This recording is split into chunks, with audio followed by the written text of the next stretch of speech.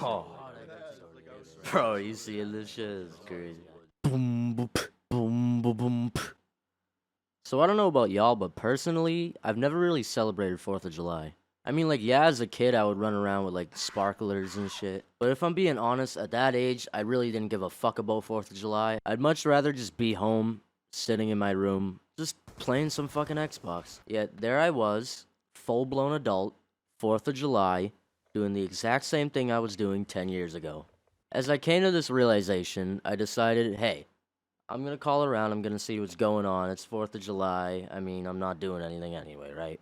So eventually my boy, we'll call him Steve, picks up, right? And Steve's all like, bro, you gotta come down to the fireworks and smoke with us, bro. Like, it's lit.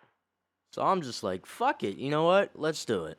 So me and my girl get ready, and we're about to go to the fireworks when she says, hey, why don't we just walk there?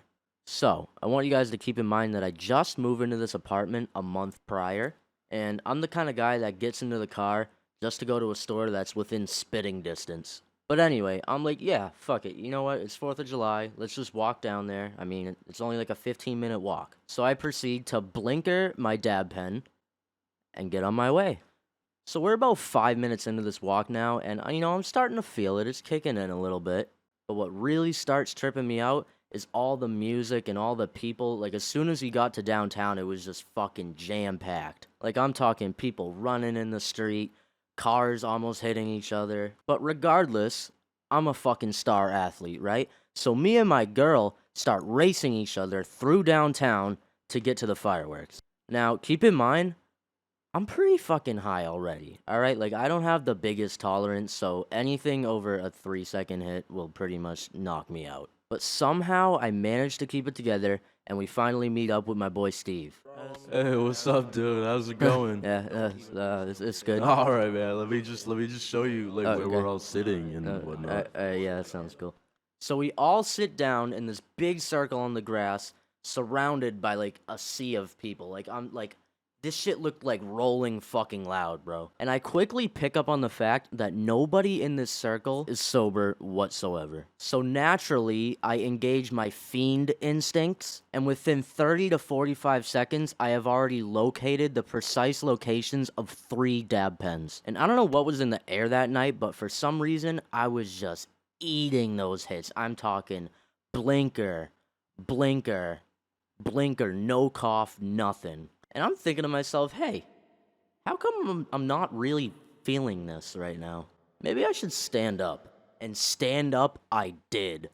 This shit felt like fucking lead poisoning. But against all odds, I kept it together. So after standing up for an extremely awkward 45 seconds, everyone else proceeded to stand up. And it was starting to get dark, so the main consensus amongst the group was, hey, I mean, fireworks should be starting soon, right? So collectively as one high consciousness, we all got up and started to look for a spot where we could see the fireworks. So as the whole group is walking, me and Steve kind of veer off a little bit.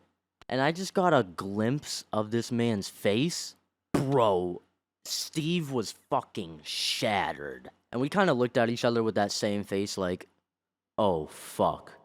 Anyways, we end up catching back up to the group just as the fireworks are starting. And we're about 3 minutes into the show when my boy, let's call him John, says, bro, do you see those rocks over there? Yeah, let's fucking climb them. The funny thing about this statement was, John, in fact, did not climb the rocks and decided to stay back, while me, my girl, and Steve actually went to go climb the rocks. So, we're starting to walk up these rocks, and it's a little shaky. I mean, it's pretty fucking dark out right now. And me and Steve are completely plastered. But somehow we managed to get up a couple levels of these rocks, right? This is when I made a grave mistake. I took my left foot and I planted it on a rock in front of me, and I tried to kind of, use that rock without my hands just like as a balance, right? This shit gives way.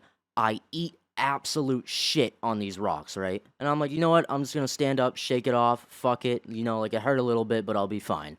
So as soon as I stand up, I take another step. But before my foot touches the ground, a firework erupts above me, fucking flashbanging me, and I eat shit once again. Keep in mind, the whole time I am falling, Unbeknownst to me, Steve is also falling. The only person with good enough balance to manage this shit right now was my girlfriend. And I mean, I don't blame her for fucking laughing because this is probably hilarious. But anyway, the fireworks end up stopping and here we are stranded on these rocks, right? The little light that we had from the fireworks is gone now. It is just pitch black. So we're like, hey, we're going home.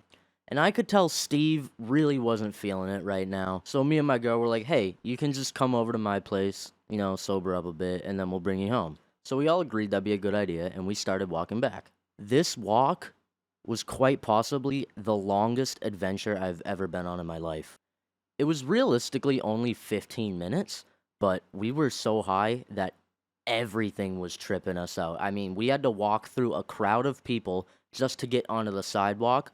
So first of all, that was fucking insane. I felt like I was in Assassin's Creed. After that, it's just the three of us walking home pitch black through some random neighborhoods, which is fucking scary when you're high. But eventually we get to my street, and then we realized, oh fuck, we gotta cross the street.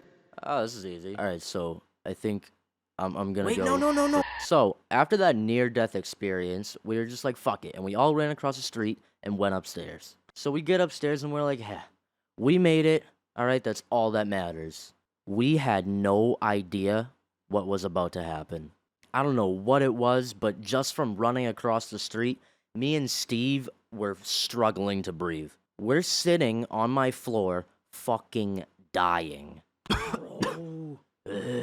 Oh, fuck, dude. Oh, my God. You boys want some water? Yes, please. So we get this water and we drink it, you know, as per usual, and we're starting to feel a little bit better.